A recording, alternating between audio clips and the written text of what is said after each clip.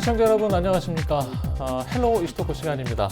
오늘은 경기도의회 의정 활동을 펴고 있는 홍원길 도의원과 함께하는 시간 좀 준비했는데요. 지역에 또 어떤 일들이 있고 또 도민들과 또 김포 시민들과 어떤 이야기를 좀 나눌지 좀 궁금합니다. 오늘 홍원길 도의원 나오셨습니다. 안녕하십니까? 네, 안녕하십니까?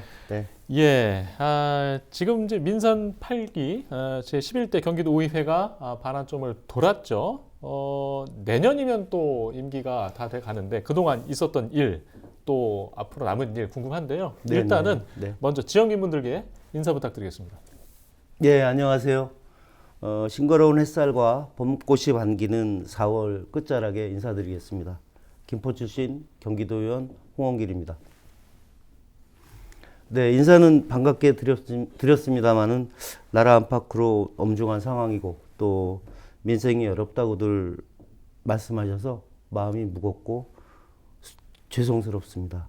그럼에도 불구하고 우리가 봄이라고 하면 새로운 시작 또 새로운 다짐을 떠올리지 않을 수 없는데요. 저 역시 여러분들이 그동안 보내주신 아낌없는 성원과 믿음에 감사드리며 도민 여러분들이 원하는 길로 가겠다는 초심을 다시금 되새기고 있습니다. 힘들 때일수록 기다려지는 봄날 같은 사람, 온통 노랑으로 뒤덮은 개나리같이 마음을 울렁이게 하는 사람, 조용한 산을 붉게 물들인 진달래꽃처럼 꼭 또 보고 싶은 사람, 너무나 따스하기에 너무나 정겹기에 너무나 든든하기에 언제나 힘이 되는 사람. 이혜인 수녀님의 봄날 같은 사람 중에 제가 좋아하는 구절을 뽑아봤는데요. 경기도민 여러분 그리고 김포 시민 여러분께 언제나 힘이 되고 또 보고 싶고 힘들 때 언제든 찾을 수 있는 그런 봄날 같은 사람이 되겠습니다. 감사합니다. 네, 예.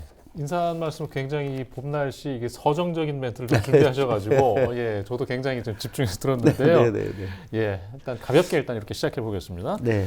자, 일단 의회 도의회에서 전반기 때 이제 활동하신 상임위가 경제노동이셨고, 네, 그랬습니다. 지금 후반기 때 이제 문체위 소속으로 활동을 하고 계신데, 최근에 좀 반가운 소식 김포에 있었죠. 지역 특화 콘텐츠 개발 지원 사업에 또 김포가 또 특화 콘텐츠를 좀 받아오는 그런 일이 있었는데 이게 무슨 내용인지 좀 먼저 듣고 갈까요? 예, 사실은 뭐 쉽지 않은 상황이었는데 김포로 그 콘텐츠 개발 지원 사업이 선정되기까지는 사실은 과정이 좀 있었습니다. 근데 그게 이제 이 콘텐츠 개발 지원 사업이 지역 고유의 이야기로 또 경쟁력 있는 콘텐츠를 만들어서 지역 경제와 문화 사업을 살리자 이런 취지죠. 근데 이제 지역 특화 소재를 활용해서 부가가치 창출이 가능한 콘텐츠를 또 개발하고 콘텐츠 제작 지원을 통해서 도내 기업의 제작 역량을 강화하고 또 우수한 콘텐츠를 발굴하는 데 그 목적이 있다고 말씀드릴 수 있습니다. 예. 방금 이제 우수한 콘텐츠를 발굴해야 하는 그 목적. 네네. 좀 어떤 콘텐츠를 기대하고 이번에 준비를 했을까요? 우리 김포시는요, 그 주요 문화적 자원인 애기봉이 있고요. 또 한강하구 물길을 따라서 발전해온 김포의 역사를 주제로 콘텐츠를 만들 계획입니다. 이 내용으로 주제 우수성과 또 희소성을 인정받음으로써 선정이 된 건데요. 북녘땅을 가장 가까이 볼 수 있는 평화 관광 명소이자 김포 고유의 상징 중에 하나인 애기봉 설화의 감동적인 또 스토리, 그리고 조강과 전류리 포구 등 한강 하구 물길을 따라서 발전해온 김포의 역사, 사람, 문화, 자연, 예술 등이 어우러진 그런 콘텐츠가 탄생할 예정입니다. 예. 예, 뭐 더불어 또 좀 전해드릴 소식이 이 김포 무형유산을 주제로 한 연구 2건, 이 지금 연구 지원 공모 사업에도 선정된 소식이 있었어요. 예, 이 내용도 좀 그렇습니다. 덧붙여 해주시죠. 이 얘기를 하면 정말 저는 보람이 있는 그 일 중에 하나인데, 제가 김포시 의원으로 있을 때부터 이 도내 또 시내 비지정 무형유산이 없어져 가는 거를 되게 안타깝게 생각을 했었어요. 그래서 경기도의 비지정 문화유산들을 발굴해서 계승 발전시키자. 그래서 일단 기초 자료 확보하고 또 지역 문화 그 발굴된 무형유산을 연구해서 그거를 기반으로 앞으로도 계속 전승을 위한 발판을 만들어 가자. 이런 어떤 취지인데요. 지금 이 5개가 선정이 됐거든요. 경기도에 금년 최초로 예. 예산도 최초로 1억이 만들어졌고 5개의 사업이 발굴될 예정입니다. 예. 이제 지금 말씀하시는 어떤 김포의 어떤 갈증을 보면 뭐 특화 콘텐츠도 필요하고 또 무형문화유산 이게 반가운 소식인데 그 이야기 중에 이제 대표 축제에 대한 고민도 있다고 들었거든요. 네, 그렇습니다. 예, 김포가 대표 축제를 만들기 위해서 고민하고 논의해온 시간이 꽤 긴 것으로 알고 있습니다. 그럼요. 지금 어떤 상황인 건가요? 뭐 준비는 어떻게 되고 있습니까? 네, 지금 이제 김포는 올해 이제 9번째 열리는 이제 아라마린 페스티벌이 있고요. 또 김포 그 수상관광지 라베니체에서 열리는 김포 라베니체 축제가 있습니다. 근데 이 축제가 사실은 우리 지역 내에서는 어느 정도 인지가 되어 있지만 이게 전국적으로 알려지거나 경기도에 알려지지가 않았어요. 많이 부족하죠. 그래서 그런 아쉬움을 가지고 김포의 대표 축제를 만들기 위한 이런 생각을 많이 했었거든요. 예. 오히려 대표 축제가 없다는 것은 대표 축제를 만들 수 있는 여건이 된다고 저는 생각을 해요. 그래서 그 문체에 오면서 생각한 게 앞으로 김포에 확실한 대표 축제를 하나 만들자. 그리고 일정 기간만 하는 축제 말고 언제든지 누구든지 와서 즐길 수 있는 지역 축제, 또 작은 축제를 활성화해 보자 이런 생각을 갖게 됐고요. 또 작년에 우리 김포 대명항이 국가항으로 지정됐지 않습니까? 그래서 또 김포는 또 북한과 가장 가까운 접경 지역이라는 특성이 있고요. 또 도농복합이라는 독특한 지역 특성도 있고요. 그래서 이러한 자원들을 잘 결합해서 경쟁력 있는 축제를 만들고 또 유지할 수 있는 기반은 저는 충분하다고 생각합니다. 그래서 같이 연구 검토해서 정말 대표 축제를 한번 만들어 보고 싶은 생각이 있습니다. 김포가 짧은 시간에 인구도 많이 늘어나고 성장하고 있는 도시 입장에서 이렇게 문화 콘텐츠에 대한 변화도 다양하게 있다는 것들을 좀 아실 필요가 있는 것 같은데 저희가 말씀하신 것 외에도 김포 국제조각공원 또 아트빌리지 뭐 여러 가지 또 기반들이 있잖아요. 네네, 그렇습니다. 좀 활성화가 필요하지 않겠습니까? 너무너무 좋은 제안이시고요. 특히 김포 국제종합공원은 지금 그 조각 작품을 통해서 평화와 통일의 메시지를 전파하고 또 한반도 통일의 염원을 예술로 승화시키자. 이런 목적으로 전 세계 예술인들이 참가해서 만든 국제조각공원이거든요. 만든 지 지금 벌써 27년 정도 됐습니다. 그래서 그 장소는 또 북녘 땅이 내려다 보이는 문수산 휴양림 속에 있거든요.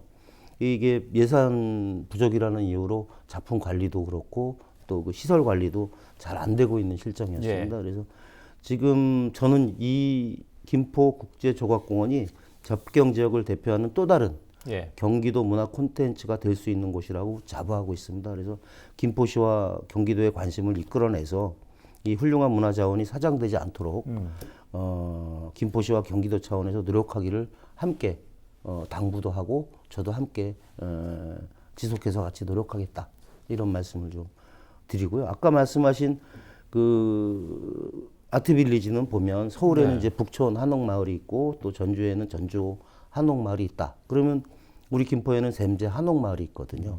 한옥마을 그 주위에는 또 아트빌리지도 있고.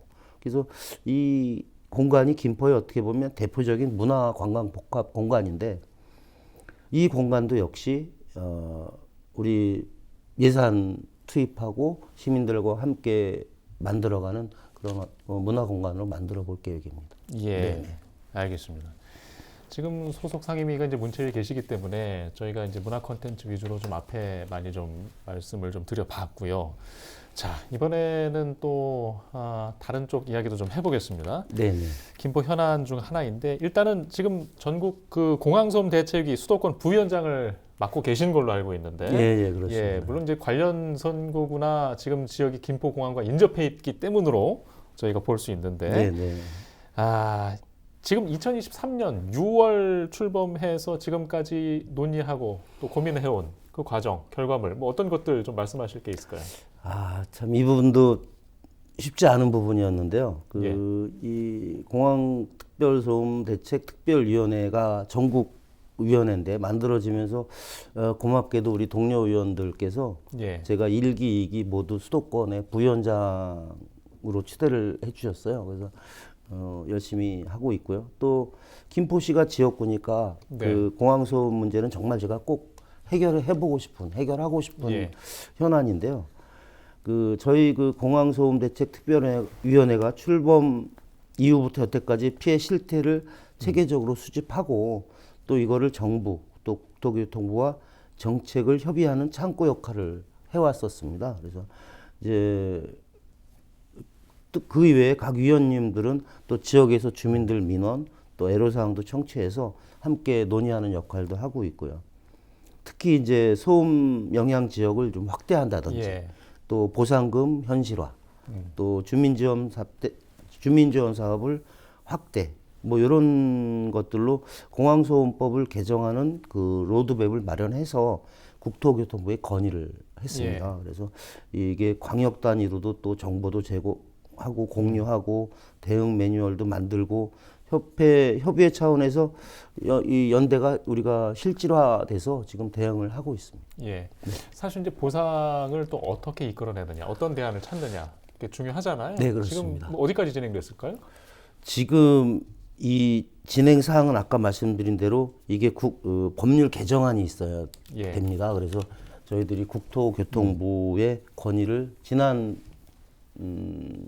모임을 끝내고 바로 건의서를 제출한 상태입니다. 예. 네네. 알겠습니다. 이게 좀 진행 상황을 더 지켜봐야 될 일로 네, 보이고요. 그렇습니다. 예. 자, 또 계속 이어가 보겠습니다. 이제 공항소음 문제 외에도 지금 홍 의원께서 좀 참여하시는 일 중에 이 상설시장 이야기도 있네요. 네, 네, 네, 김포시의 그렇습니다. 5일장, 제가 아주 5일장은 그 북변에서 좀 유명한 장으로 제가 알고는 있는데 네, 네. 이외에 또 상설시장에 대한 그 준비 움직임이 있었던가요? 네, 제 사전에 좀 말씀드릴 게 있는데요. 지금 네. 김포에는 이제 김포 아까 말씀하신 북변 5일장이 있었고요. 또 이제 북쪽으로 가면 하성면에 있는 예. 또 5일장, 또 통진읍에 있는 5일장, 그다음에 양곡에 있는 5일장 이렇게 산계가 되어 있었어요. 예. 그래서 제가 상인회하고 여러 차례 미팅을 해서 5일장 상인 연합회를 제가 시연할 때 만들었습니다. 예. 그래서 함께 하자. 예. 함께 해서 우리가 늘 꿈꿔오고 있는 상설시장을 한번 추진을 해보자. 예.